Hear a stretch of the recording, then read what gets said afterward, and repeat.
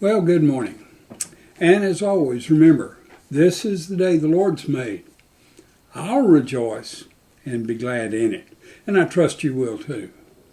Now, this is the last in the series that we've been looking at for the last 3 Sundays. And I know some of you will say, yay, it's the last one. And I know some of you probably say, yay, maybe it'll be the last one he'll preach, period. But anyway, if you remember over the last several weeks, I've said similar goals bring about very different results. No one starts out or plans to live from paycheck to paycheck, stressing over money or becoming overweight and in poor health and dying young and not being able to see their grandkids graduate from high school or possibly even see any of their grandchildren even being born. No one says one day, wouldn't it be great to become an addict, out of control, needing a fix, losing my marriage, losing the trust of my children? No one does that. No one wants to live a life of mediocrity, with no passion, no drive, no vision, a life that's wasted and full of regrets. No one wants that. By the way, we rarely end up at the wrong place in life because of one bad habit or one bad choice. You see, wrong places come from taking one wrong step at a time, one day at a time, one bad habit at a time. It's like the person who battled weight all their life and they finally died of a heart attack. They didn't become obese overnight, but it was one bit of ice cream that they didn't need. It's one piece of pie. It's one buffet meal, all you can eat at a time. You see, it's kind of like in Judges chapter 16, verse 1. It's my paraphrase of that is one day Samson went down to Gaza where he saw a prostitute. Now, you got to understand, he just didn't happen in Gaza. You see, Gaza was the Philistine headquarters. And Samson was public enemy number 1 to the Philistines. So he didn't just happen to stray by there. By the way, Gaza is 25 miles from Samson's hometown of Zorah. He, like so many today, was stupid enough to risk so much for so little. Countless people do it every day. He didn't just wake up one day in Gaza. You see, he didn't get in that bad spot just all of a sudden or all at once. He got there one step at a time, one bad habit at a time. By the way, as I said, Gaza was 25 mile. It was a 25-mile walk. He didn't take the subway. He didn't take the bus. He didn't take the train. None of those were available, by the way. But he walked 25 miles. Now, an average male takes in good condition takes a 30-inch step. That means he walked 52,800 steps to get to that wrong place. One wrong step at a time. He could have turned at any time and changed the destiny that he was about to enter into. In the last 3 weeks, we've seen, first of all, habits make us who we are. And then, secondly, who do we want to become? And then last week was the starting of habits. How can we start new habits? And I thought that was pretty good. I mean, not necessarily my preaching, but the theme of it, the thought of it, what was out there. You remember last week I asked this question. Based on who you want to become, what habit do you need to start?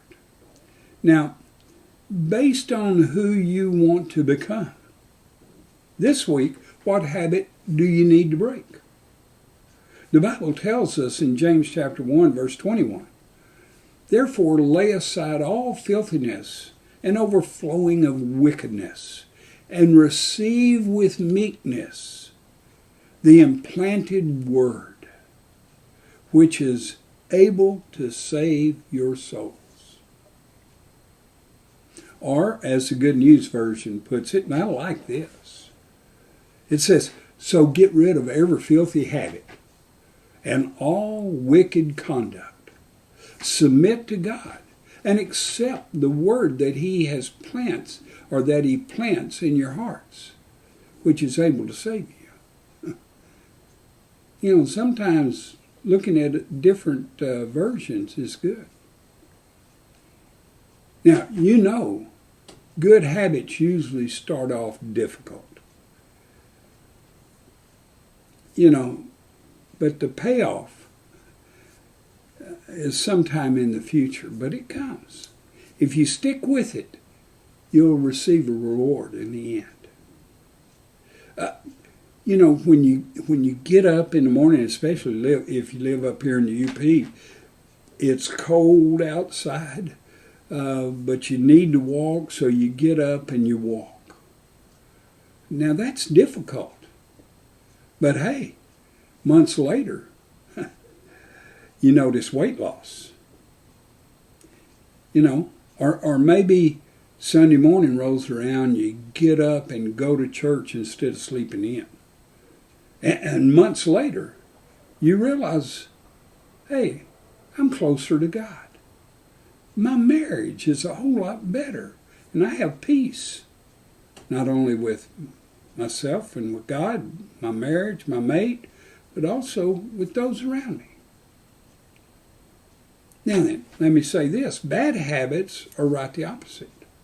They give you immediate benefits, even though it's perceived benefits, not actual benefits, but immediate gratification, maybe would be the way to put it. And the results, the negative results, come later on. You know, it's kind of like people eat at the all-you-can-eat buffet all year long. Man, they're satisfied. It's filling. Man, I tell you what, we go in the Hong Kong buffet up in Marquette, and I leave there, you have to roll me out in a wheelbarrow. I mean, man. But people do that all year long. And then it's years before they're diagnosed with diabetes or some other debilitating disease due to obesity. You know, maybe you're at work and you're in a stressful situation, you sneak outside and smoke a cigarette. The instant gratification, it relieves the stress. But decades later, you die from cancer. So today, let's look at how we can break those bad habits. The first step in breaking bad habits is to acknowledge it. You know, you can't defeat what you can't define. If you don't know it's a bad habit, you're not going to do anything about it. Now then, before you get your guard up, let me say this. I'm not going to talk about those deeply sinful habits, like adultery, fornication, drugs, and things of that nature. So you don't have to stop up the ears of your little children and things like this. But I am going to touch on some things that may hit close to home. And if I step on your toes, as I've often said, and as I've heard it said many times, if I'm stepping on your toes, your feet's in the wrong place. Now, having said that, we're going to discuss things like attitude, that critical spirit. I run into people all the time that it doesn't matter what I say or what I do or whatever, they have some kind of criticism about it. Hey, that's okay. It comes with being a pastor. But they need to understand that attitude isn't from God. It's like that complaining heart or that gossiping tongue that the Bible talks about. God is not pleased with those. He's also not pleased with the one that I don't like. Steps on my toes. But I'm going to address it here right now. Overeating. Eating too many sweets, too much fast food. Matter of fact, I've got some queso warming up in there right now. Well, maybe not. But anyway, that's what I was thinking about. But snacks, late night snacks and things of that nature. That's the reason since winter started, I've put on 3 more pounds. It's easy to put on, hard to get off. Well, let me ask you this. How about electronics? You see, electronics can be a bad habit. Listen, like video games. When video games consume you and control you, then it's bad. And by the way, I've looked at some of the video games today, and they're plumb gory. No wonder we got people killing everybody else in the street because they watch or play this in games. Well, how about this? How about binge watching TV? That's electronics. Or watching pornography on TV or on your computer or your mobile device. Oh, here's one that would, if I mention this one, it's going to get me in trouble. But I'll mention it anyway. After all, I stay in trouble. How about the electronic devices in the casinos? You push a button and they go bling, bling, bling, bling, bling. Used to, you put a quarter in and pull the lever, but not anymore. So I don't guess that's as much fun. I don't know. Or how about this? Now, this is not electronic, but it's something else I just thought of. Possibly, substance abuse. Substance abuse. And I know your mind immediately thought about drugs. But listen, there's some other things that we abuse, other substances that we abuse. Whether it's sugar, nicotine, prescription drugs, or possibly even alcohol. God's not pleased. Our body's a temple. I heard a preacher one time say, my body's a temple and I'm trying to build it. Well, maybe that's the route I ought to take. But listen, look at the second step in breaking bad habits. Make it difficult.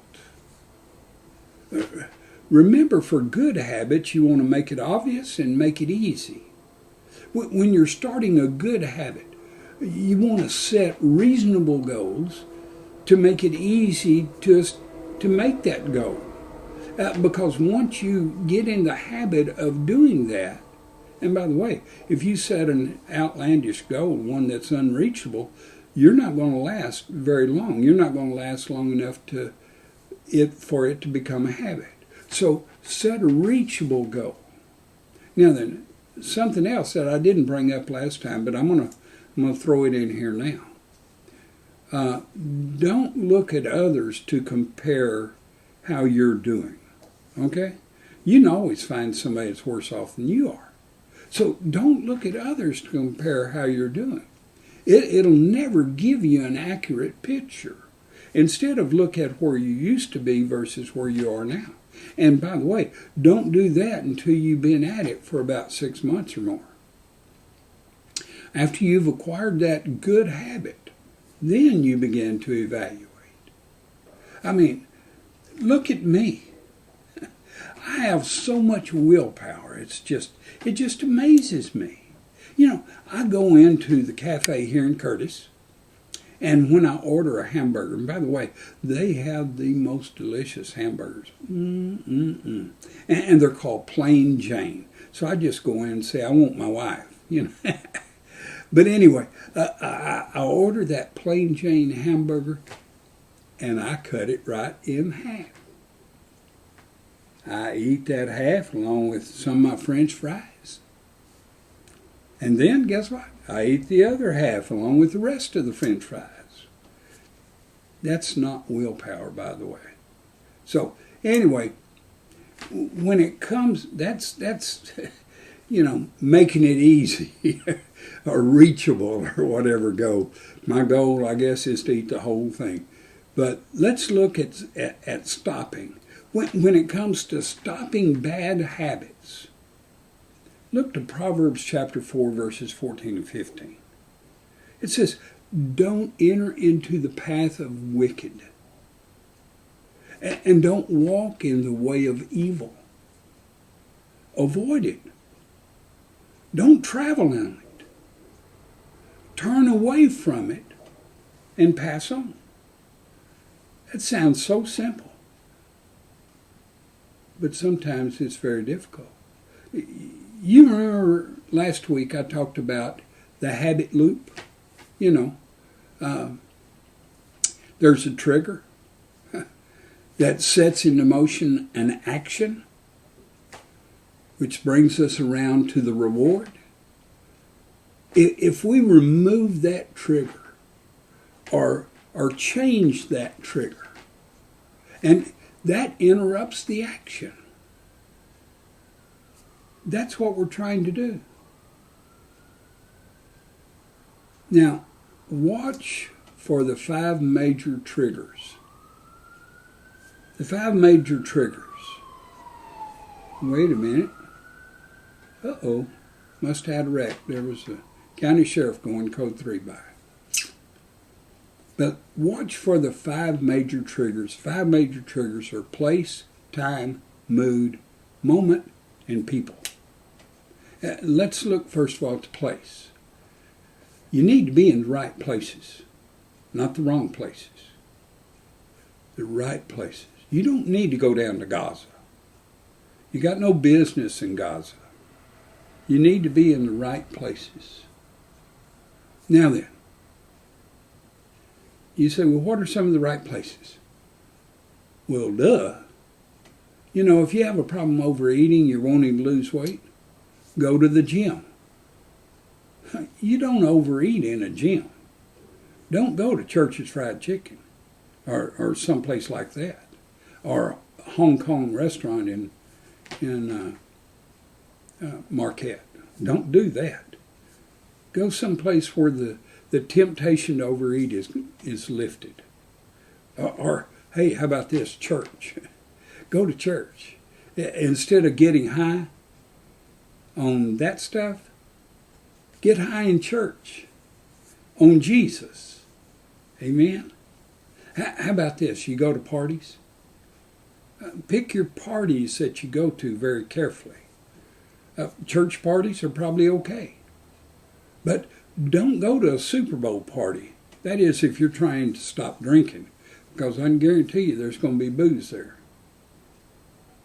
Now then, the second one is time. You know when you're most vulnerable to temptation. You know those times that you'll give in. All you got to do is look back at when you've given in to the temptation. And that'll tell you when you're most vulnerable. It's kind of like if you're trying to not look at porn. When you're most vulnerable, more than likely it's going to be late at night, or when you're bored, or when you're alone. I just thought of David and Bathsheba.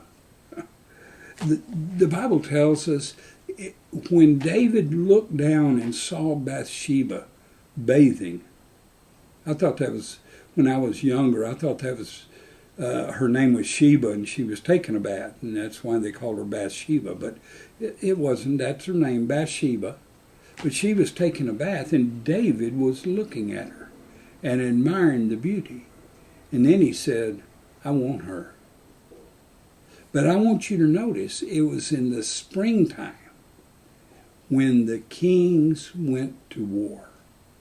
David was a king. He should have been out on the battlefield, but instead he was eyeballing Bathsheba.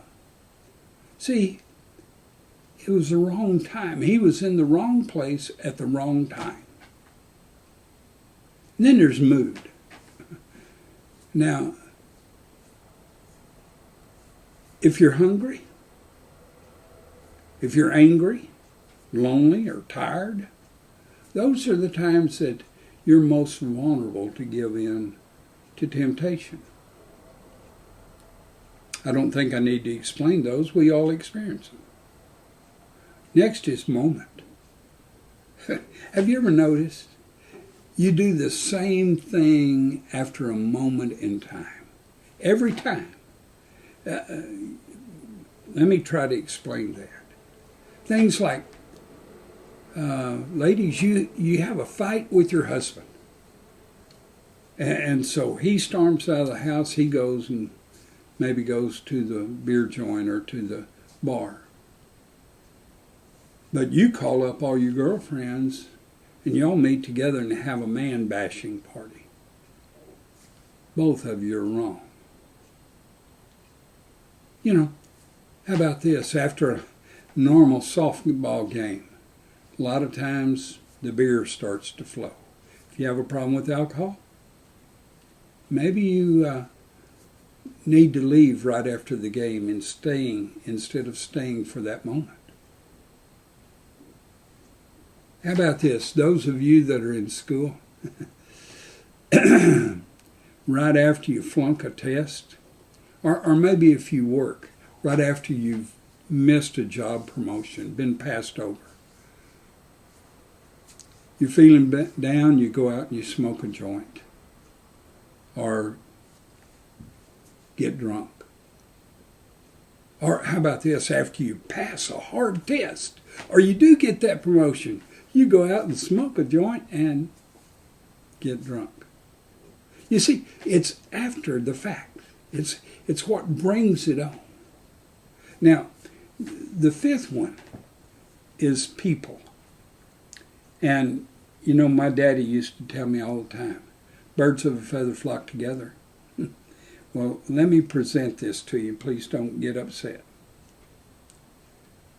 Studies are very conclusive. The closer you are to someone, the more likely you're going to take up their habits. This study that I'm talking about tracked 12,000 people over a 32-year period. Now that is a substantial study, believe me. And here was the results.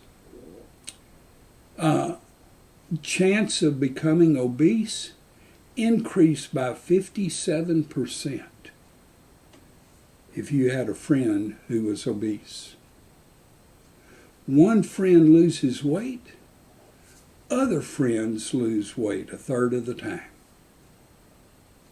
So choose your friends carefully.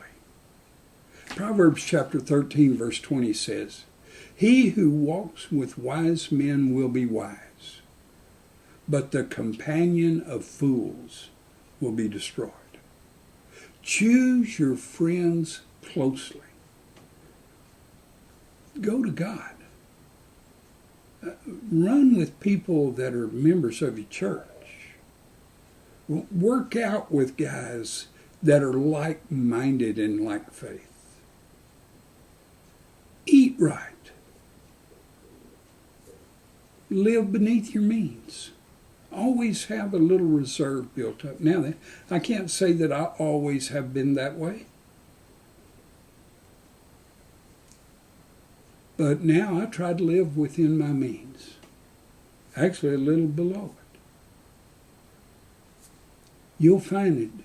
You'll have a better marriage, a better outlook on life, better health, and everything if you'll do these. By the way, it's almost impossible to live right when you walk with the wrong friends. We're told in 1 Corinthians chapter 15, verse 33, don't be deceived. Evil company corrupts good habits. If you're trying to obtain good habits, you may have to choose your friends more wisely. Now then, the final step, and you're going, oh man, I am glad. I've been waiting on this one.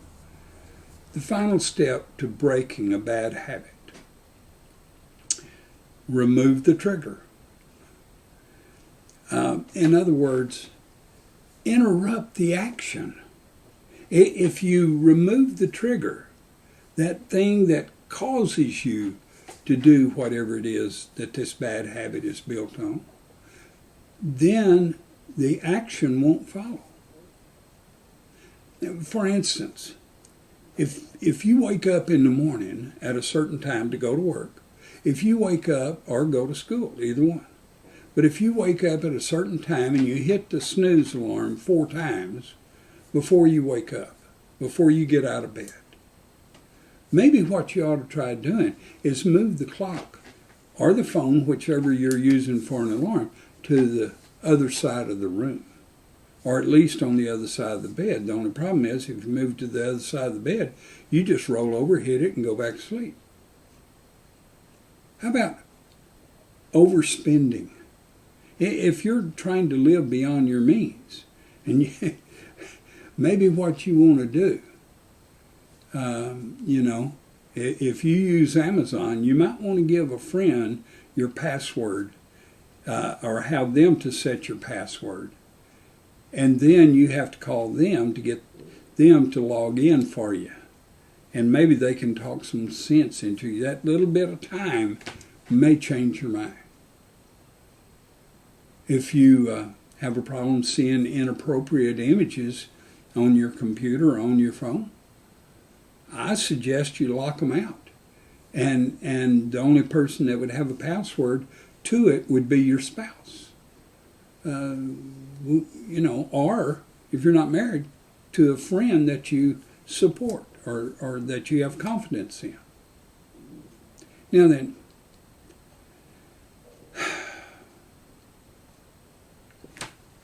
why resist temptation tomorrow if you have the power to eliminate it today? I heard that recently. Why resist temptation tomorrow if you have the power to eliminate it today? The habits that you have today will shape who you will become tomorrow. Let me ask you, do you like the direction that your habits are taking you? You can say, well, I'm just temporarily going down this road. No, you're not. It's called life, and we're all traveling it. Do you like the direction your habits are taking you? If you're in doubt, if you don't know, if you're in doubt, fast forward. Look at down the road several years. If there's negative stuff down there, you say, well, that's not a big deal. It's right. I'm not doing anything bad right now. But if you see further down the road that it may lead to something bad, it's better to nip it in the bud before you go down that road than looking back. looking back and thinking things like, I wished I'd spent more time with my kids. And if I could have only forgiven him or her, then our relationship would have lasted. Or how about this one? I've heard this one over and over and over again. I wish I would have never started. I had no idea this would ruin my life. As I've said before, no one starts out saying, I think I want to become a drug addict. I think I want to become an alcoholic. No, it starts with several small steps. Look down in the future and take an honest look and see where it's going to lead you. Now, you may feel weak and say, I can't do this. I just can't. Let me tell you, when you feel weak, remember, when I'm weak, He's strong. You see, Christ in me is stronger than the wrong desires that are in me. 1 John 4:4 says, you are of God, little children, and have overcome them, because he who is in you is greater than he who is in the world. Besides that, in Philippians 4:13, we're told, I can do all things through Christ who strengthens me. Think about this. If Samson would have stopped and turned around at 52,799 steps, he wouldn't have sinned. And he wouldn't have ended up with his eyes poked out, committing suicide by breaking the columns on the assembly hall and killing himself along with all the other people in there. His life wouldn't have had to end in shame. His life wouldn't have been tarnished if he would have just taken 52,799 steps and then turned and went back. But he didn't. Let me ask you, who do you want to become? You need to start a habit, a good habit, and you need to break bad habits. Start good habits, break bad habits. Never underestimate God starting something special in you. Once again, I like Zechariah chapter 4, verse 10 in the New Living Translation. It says, do not despise these small beginnings, for the Lord rejoices to see the work begin. You can't become what you want to become if you don't begin. Think about that. If you have any questions or comments, my information will follow. Just give me a call or shoot me an email. Either way. Until then, God bless. Amen.